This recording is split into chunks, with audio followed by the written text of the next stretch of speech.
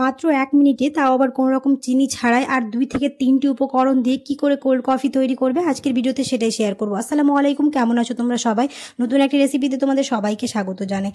যারা চিনি পছন্দ করো না বা ডায়েট করো তারা এই কোল্ড কফি খুবই সহজে বানিয়ে ফেলতে পারবে, আর এটা বানাতে খুবই কম সময় লাগে আর উপকরণও খুবই কম সময় লাগে, একদম ঘরোয়া উপায়ে বানিয়ে ফেলতে পারবে।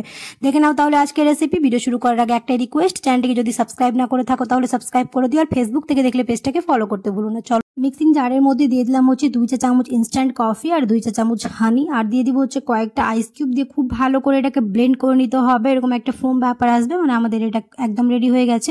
এবার নিয়ে নিব হচ্ছে গ্লাস। আমার মনে হয় এমনি কোল্ড কফির থেকে সুগার ফ্রি কোল্ড কফি বানানো খুবই সহজ, আর কোনো রকম হ্যান্ড ব্লেন্ডার ছাড়াই মাত্র কয়েকটি উপকরণ দিয়ে বানিয়ে ফেলতে পারবে।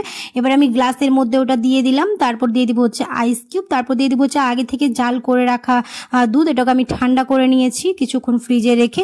এবার ওটা দিয়ে দিলাম, ব্যাস হয়ে গেল আমাদের sugar free cold coffee ready. ওপরে একটুখানি গার্নিশিং এর জন্য দিয়ে দিব হচ্ছে চকলেট সিরাপ। আশা করছি আর বলতে হবে না, কত সহজেই তোমরা বানিয়ে ফেলতে পারবে এই সুগার ফ্রি কোল্ড কফি। যারা চিনি পছন্দ করো না তাদের জন্য এই কোল্ড কফি খুবই ভালো হবে।